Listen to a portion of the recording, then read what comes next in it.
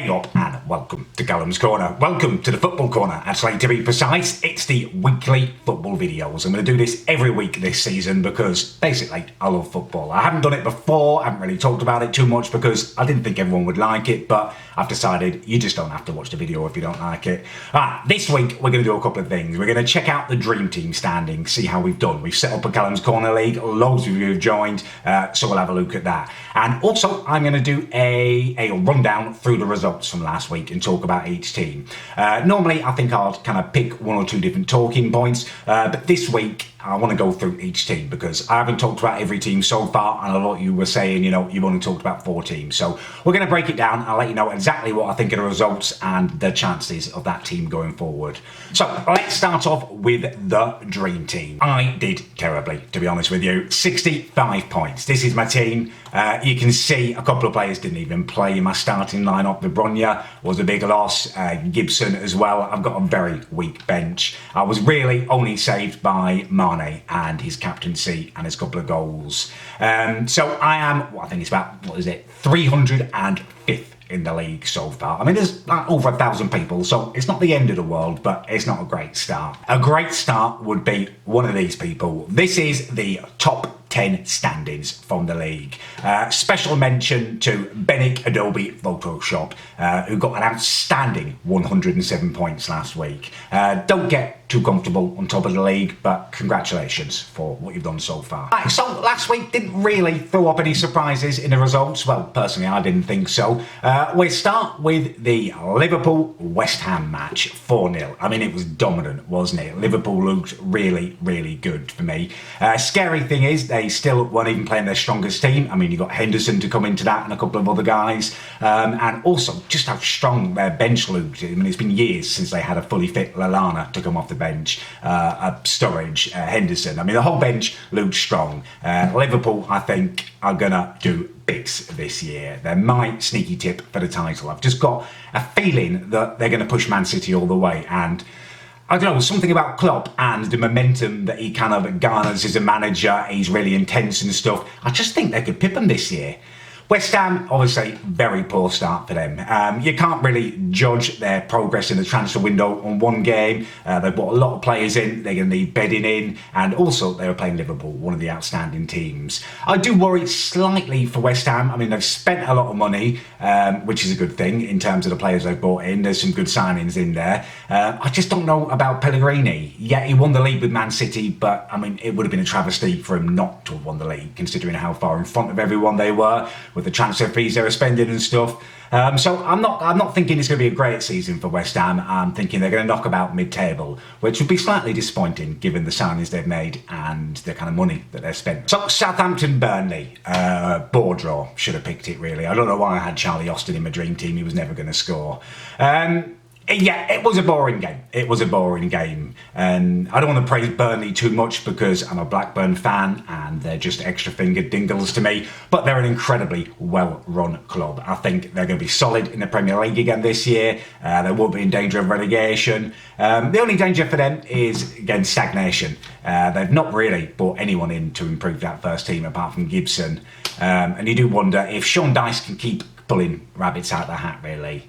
Southampton, I think, are going to get themselves back onto an even keel this year. They've done sensible business in the transfer market. And I know Mark Hughes gets a lot of stick, but when he managed Blackburn, he was fantastic. And I just think he could be the right man at the right time in the right place for Southampton. I think they'll consolidate, and I don't think they'll ever be in any real danger. Arsenal, Man City. So Man City, as expected, beat Arsenal 2-0. It could have been more. It could have been more, to be honest with you. I watched the game. The thing that struck me about it was just how disappointing Arsenal were and how disappointing their window had been. And I know it's the first game for the new manager, but when I look at the signings that they've made, you know, the young lad from Sampdoria accepted, the Uruguayan midfielder Torreira or whatever his name is, I just think bang average. I mean, Socrates as a central defender, he's pushing 30. He's not that mobile.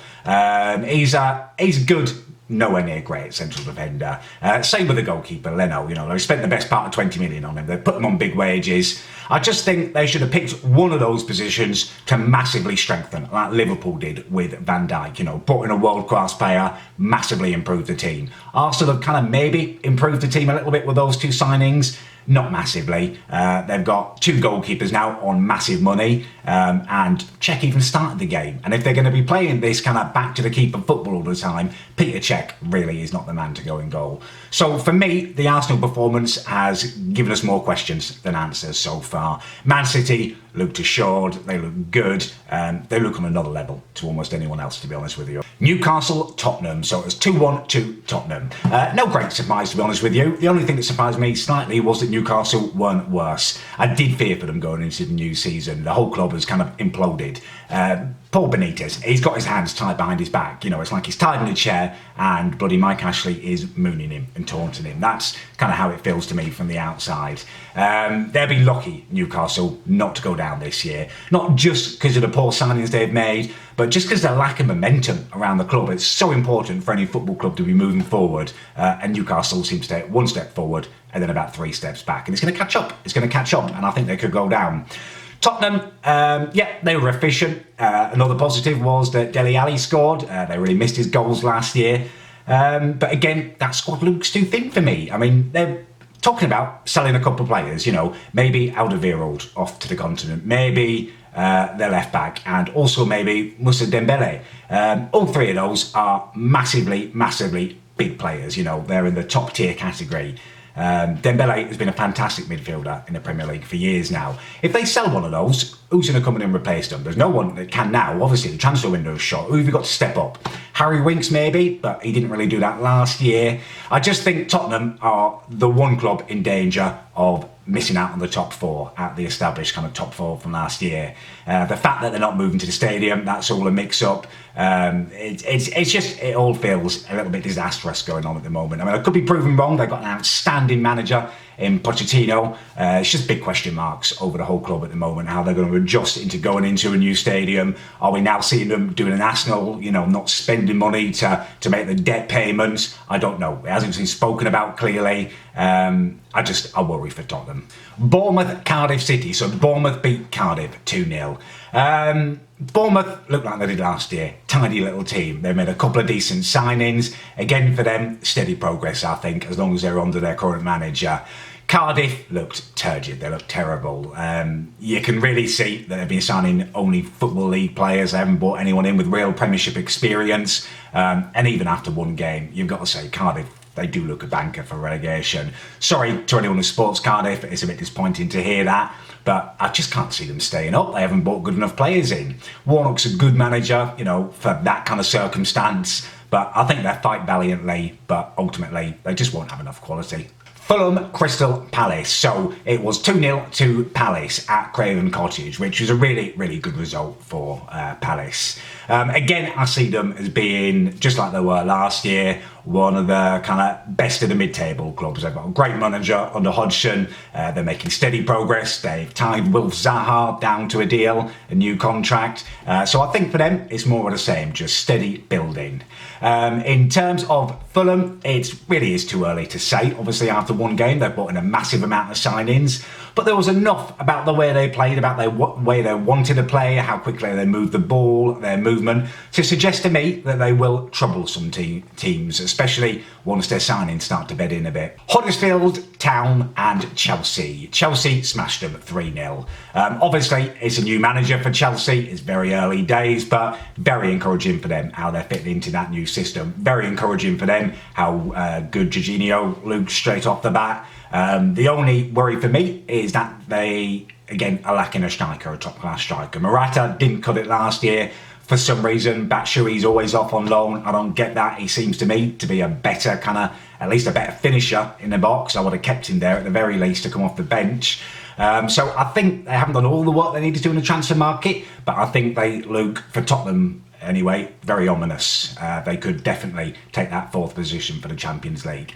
Huddersfield Town, I don't want to write anyone off, but I can't see them kind of recreating the same magic from last year. It's incredibly hard to do year after year. The second season in the Premiership, they always say, is the hardest. And sadly, I think we could lose them this year. I think Huddersfield are my tip for relegation along with Cardiff. So, Watford versus Brighton. Watford won 2-0, which was quite impressive to me. It surprised me a little bit. Wasn't particularly impressed with Watford's transfer dealings. Thought Brighton had strengthened quite well. And also last season, for me, Brighton looked like a much more well-organised team than Watford.